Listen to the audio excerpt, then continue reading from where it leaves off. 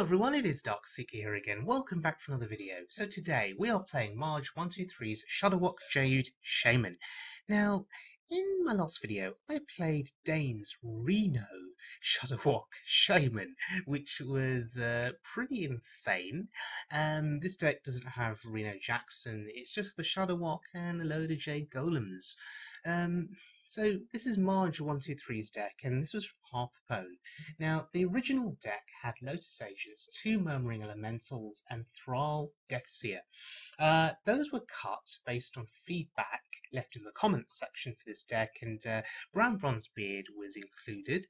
Hey, it makes sense, you know, there are Battlecry minions in this deck that summon Jades. Why not do it twice with Brann? Makes sense. Loatheb was an inclusion. That's pretty good against spell-based decks, and if you can get Brann Loatheb, that's pretty insane. It can lock out an opponent from playing a spell the following turn. Maybe it's a spell they need to play in order to survive. So yeah, Loatheb is always a solid addition in most decks, I think, on Wild Mode. Healing Rain, so an additional copy of Healing Rain was included. The original deck only played 1. Really solid against aggro decks, lets you survive a little bit longer. And the original deck only had 1 copy of Lightning Storm. With the changes that were made, an extra Lightning Storm was included. It's a bit of additional AoE, particularly good against aggro decks. So, this deck does not feel as broken as the... broken's a bad word, I need to stop using it. It doesn't feel as strong as the Dane deck, because the Dane deck, which played Reno Jackson, when you play the Shudderwock, you get all of that healing back. The Dane deck also had a return to hand and a return to deck effect, and so you could get a Shudderwock back to hand, a Shudderwock back to your deck, and keep playing Shudderwocks. Yeah, this deck isn't as bad, so I guess, you know, should we be thankful for that? I mean, Shudderwock is a card that's had a lot of scrutiny recently, people saying it's too overpowered and too broken, and I know Blizzard are looking at it. So, yeah, before Shudderwock gets nerfed, you guys may want to get all of the playtime that you can with this card, and who knows? Well, you know, maybe it's going to get nerfed, and maybe the animation timings are going to get shortened. We'll see what's going to happen. I mean, Shudderwock is not by any means a broken card. I mean, it's not a god tier card in that, you know, aggressive decks can counter it just by killing the opponent before Shudderwock, you know, can get played. So yeah, there are some ways around it. Anyway, that's enough of me talking. Let's get into our first game with this Marge123 Shudderwock Wild Shaman. Right, so starting out against a mage.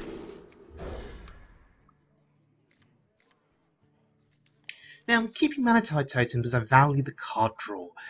What I'm really looking for now is Jade Claws. The Rummaging Kobold and the Jade Chieftain they're good cards, but not in your opening hand. Oh look, ask and you shall receive. There's the Jade Claws. That's fantastic. So we have an early start. We can kill a minion that gets played early. Hopefully. But he didn't play anything. So now the choice is between Hero Power and the Jade Claws. I'm going to go with the Hero Power. There's no need for me to reveal the Jade Claws. I mean, if I'd played it, it could have prompted a ping from him, so I guess maybe it would have been better. But it's the same result, I think, because here I can kill the Scientist. And now I may force a ping on his turn 3, which could be awkward for him. But he's going to float 1 mana. And we're happy if he floats 1 mana. Now, Mana-Tide here for card draw seems sensible. Okay, it gets polymorphed. That's fine. Well, it's not fine. I would have valued the card draw. My hand is quite limited at the moment in terms of what I can do. So in order to be proactive here, I'm going to use my weapon charge. And we just re-equip. So the idea here is we're slowly growing our golem army. That's the idea, that's the plan. And I want to see how he reacts to it.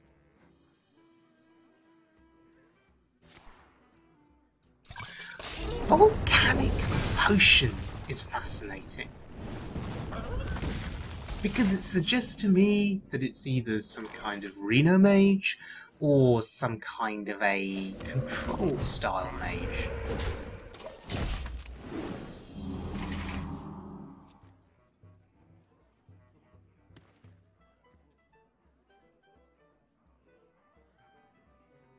Now I have the chieftain. So that's our turn. That's our turn 7 play. Reality woven. He just played an artificer. That's really interesting. He's just gained a little bit of armor. But he's gonna die. Unless he can freeze my face. It's going to die. You don't leave that alive. I'm surprised he played it there. Well, But surely you only play that card if you can almost guarantee that it's going to survive into the following turn, or if you have a massive armor swing on that particular turn. He only gained 3 armor. That wasn't big. And I think he miscalculated here. I think that he maybe was intending to do something else and then realised he didn't have enough mana. Wow, and he just pings. That's very interesting. Okay, I have my turn 7 play. Or do I want to play the Jade Spirit? I'm going to play the Spirit. And just re-equip the Jade Golems. The reason is, I want to grow my Golem army, so when I play the Chieftain, the Golem that comes out will be a 5-5, and it'll have Taunt. So rather than a 4-4 with Taunt, we'll get a 5-5. Okay, Flame Strike is absolutely fine. And we play the top deck one, make him think that we didn't have any other options. Now the Golems are going to grow big enough soon, such that his AoE is going to struggle to deal with them. That's one of the benefits of playing a Jade deck. Anyway, Blood Mage Thalos, most reasonable response. It's going to die. No, we're just going to play another big thing.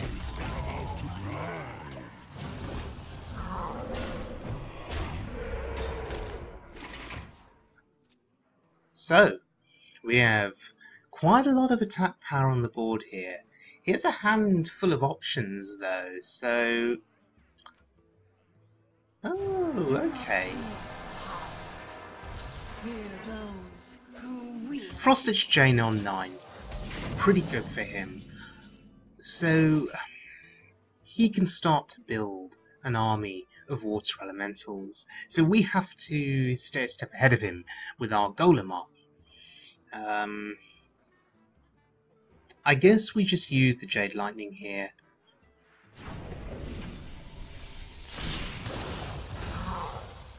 We could Maelstrom Portal, but I'm happy to use my face.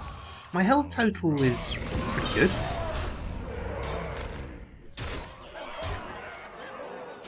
And this is quite a significant board again. How does he deal with it?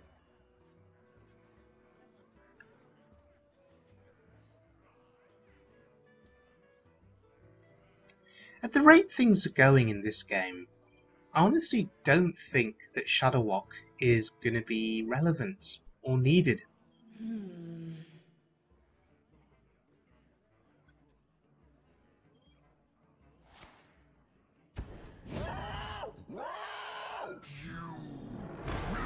Oh wow, Baron Geddon. And he heals to full. Huh, that's pretty good. Oh, but there's Loatheb. So, Brann Loatheb combo is going to lock out, pretty much lock out any spells that he can play effectively next turn. So we get the double battle cry effect. That's awesome. So even if he had a ice block, can't play it.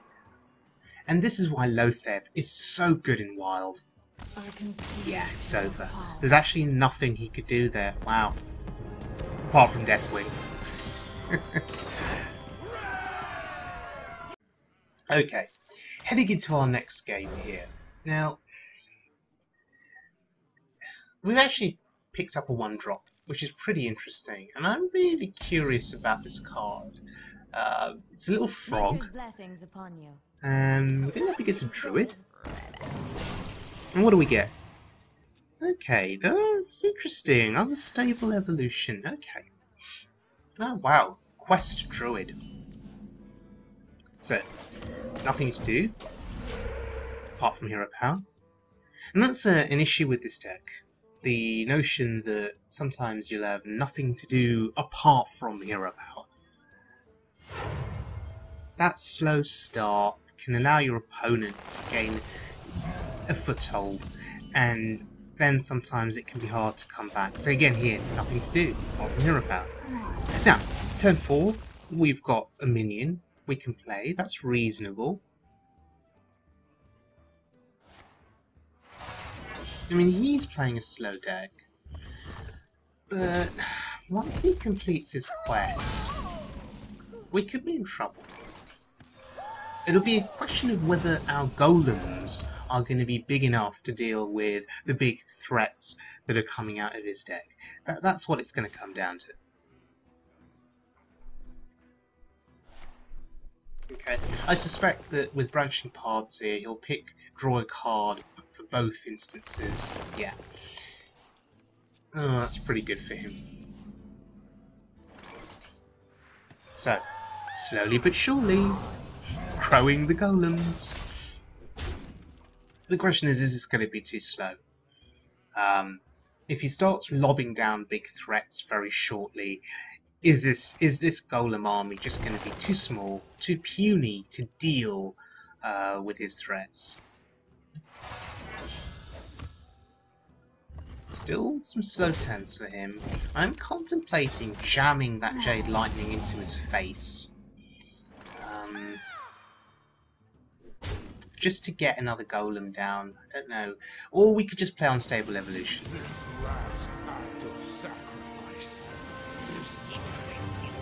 Ooh! We actually get a spare part here. Or a card, rather. A mech. Sorry, not a spare part. We get a mech. Oh, that's good. We'll keep that. Yeah, not going to complain about Ragnaros.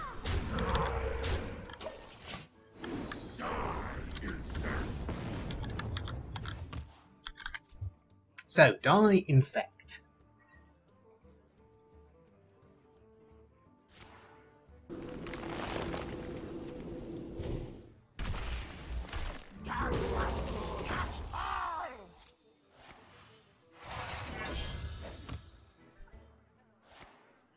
Wow, he's really committing hard here. Wants to keep that board as clear as possible.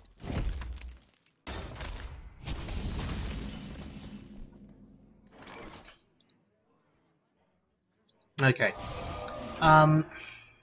Jade Lightning. Just for the sake of the golem, just thinking here, do we just go all face? I don't think it's worth hexing that. It's probably going to be bigger threats to hex. So we could go all face here. We have Spell Power Totem. This is a tricky turn. We put him down. Yeah, we put him down to 5. So let's see what he's got to deal with my board. It's a bit of a gamble on my part here in terms of what I've committed to his face. Oh god. Well, he's got oh god, he's got Kun and UI. That's disgusting.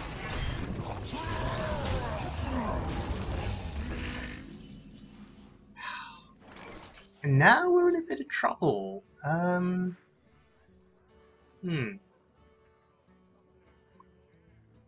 So we Maelstrom Portal, see what we get. That's rubbish. Lightning Storm does what here? It kills the ghoul.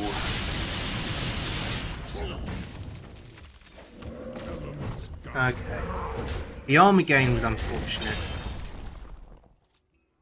The armor gain was really unfortunate. So now we're going to be on the back foot a little bit. We do have the Chieftain, so that can create a Golem. But all of our other cards... pretty much utility. And he's just completed the quest. Wow.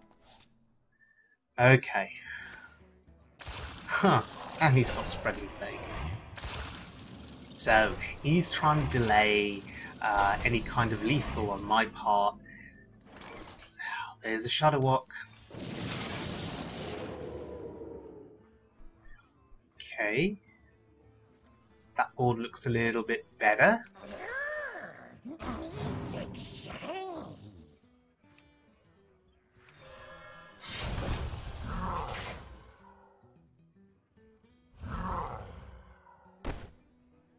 How much do we trade? How much do you go face? There's the question.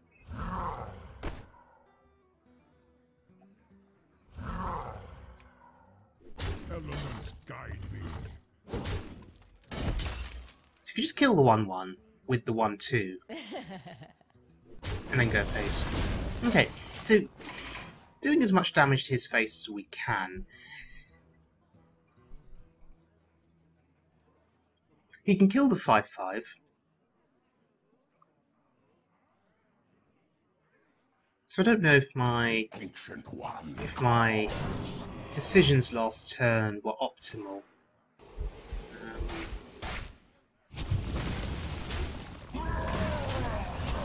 He's making his comeback here. He's got a taunt on board.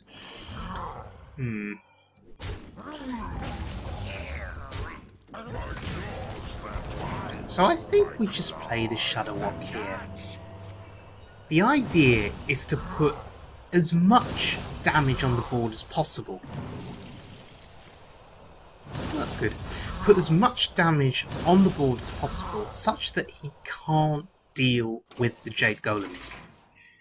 Even with the completion of his quest, even if he can, start throwing down big threats, big bombs against us, the fact that we have Jade Golems on board that we can attack with next turn is a big deal. Oh boy. Wasn't expecting that. Wow. That was wild. Huh. And we're not dead. That's incredible. Wow. Did play around Malygos, but it didn't matter in the end. Okay. Final game is against a priest. Now, what do we keep? What do we dump? I guess we dump everything. Again, we're looking for some early game. And we've sort of found some early game. There's the Jade Claws.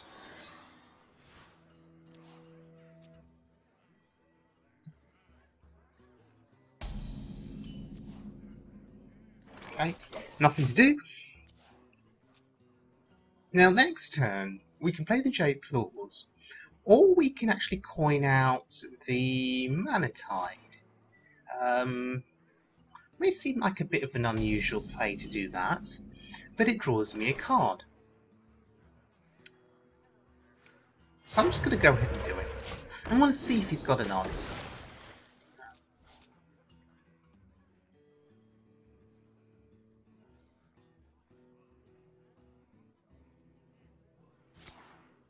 No, just another Shadow Visions. Okay, so here's my assumption about my opponent. My assumption, seeing double Shadow Visions, is it's Big Priest. That's the assumption. And that Manatide totem now has been around, this is the second turn, that's the second card drawn. It's gained value, it's done its job. So if it dies now, that's fine. And yeah, turn 4, Shadow Word Horror. I reckon this is Big Priest. So, do we just play Jade Claws here? Start the Golem train? I think we do. And we're not going to attack.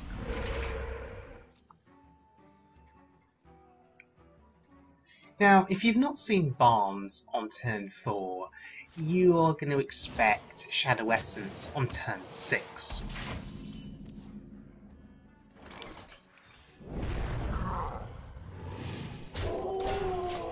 Okay. So we've got some taunts down. We have Hex and Devolve ready for whatever he plays. Right, dreaming and making the world tremble. Not on my watch. I think we Hex that. Now the frog is in the resurrection pool. That's going to be pretty good for us. Tonight, a tale of terrible tragedy. Ooh, and he gets a Ragnaros. Now, we could ignore Rag. That's one strategy. Just kill the Barnes, add that to the resurrection pool. Just make his life super awkward when he plays the Spellstone. And we go wide-ish on the board. There is some pretty poor targets there for Rag. 1-1, the 2-2. You know, if Rag snipes one of them, fine. If Aya lives, that's great. So seemingly he's going to try and reduce the number of targets here. He has just given me back Aya. Fascinating. I guess it's a way of controlling the board. His Rag not doing a great job there. Sniping a 1-1 feels bad. And the Golem army is slowly but surely growing.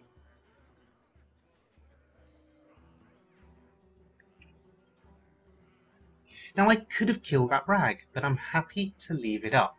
I do not want it to enter his resurrection pool.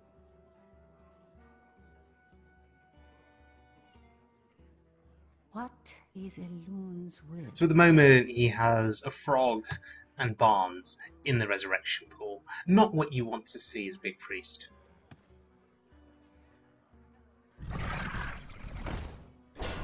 Oh, that's a bit awkward.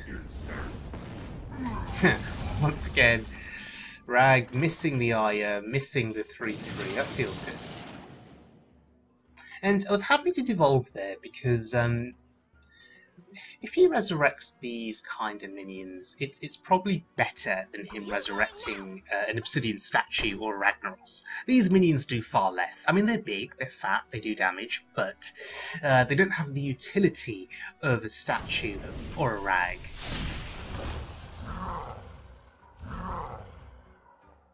So we're just adding these to his pool of minions to resurrect. You die now.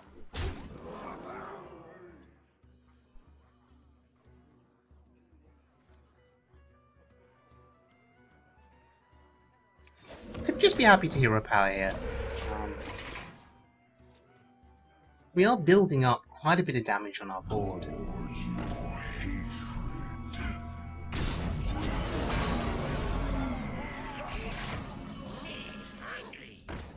Oh, that's really unfortunate. He gets the Geist. Not quite a big threat there. So, I could just evolve the board. So the aim there was to get rid of Yashraj to make sure that doesn't get put in the pool. But there's an Acid Maw on the board. And this priest, we've got Majordomo. Because of Acid Maw, we just need one hit. It dies.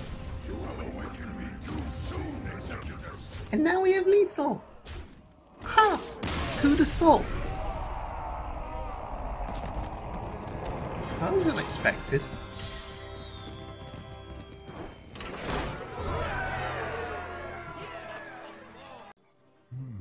Alright, just wanted to showcase a final quick clip here.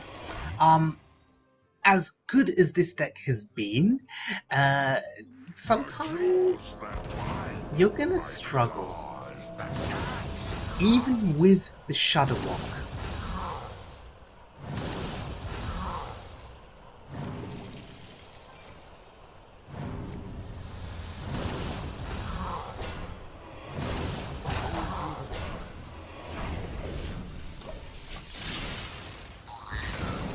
Now, against any other class, or any other deck, this would be pretty significant.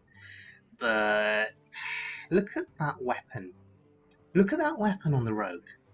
That's just disgusting. And look, I have a taunt. I have a 0-1 taunt that is blocking the way. Even with the Loatheb battle cry activated by Shudderwock. Now, Blade Flurry just was lights out for me. And now, it doesn't matter what we do. Because he's going to draw the weapon again. He's going to use it on my 13-13. And it's going to die. And that's the last of our big threats.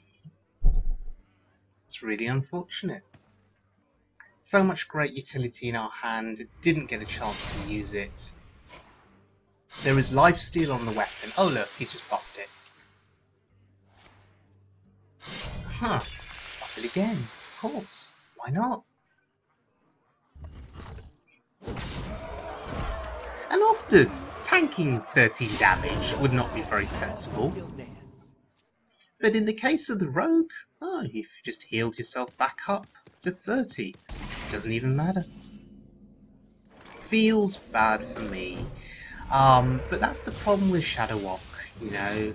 You can have a Shudderwock turn, and then that's often your last big push in the game, and if that board gets eliminated, it's game over. So that's kind of the drawback of Shudderwock, unless you can find a way to get a Shudderwock back to your hand. And there are ways of doing that, okay? There are ways of doing that. It's just a case of putting in the correct battle cry cards into the deck. The Marge123 deck had summarized that, you know, just building some big Jades was enough. And you didn't need to go crazy returning Shudderwocks back to your deck or back to your hand. The last video with the Reno Shudderwock Shaman from Dane, that deck had return to hand and return to deck effects, so you would get, you know, exceptionally great Shudderwock value again and again and again. Whereas in this deck, there is no return to hand effect or return to deck effect, so you are going all in with the Shudderwock, and it better do its job, because if the board it creates gets cleared, then, as I say, it's probably going to be game over if you've exhausted all of your other threats and your other Jade cards. So, thank you very much for joining me, everyone. I hope you guys enjoyed the video. I had a lot of fun making this video, and over the next few weeks we'll continue exploring the Witchwood expansion on Wild Mode. So yeah, thanks for joining me, and I'll see you guys all again very soon for more Wild Mode fun.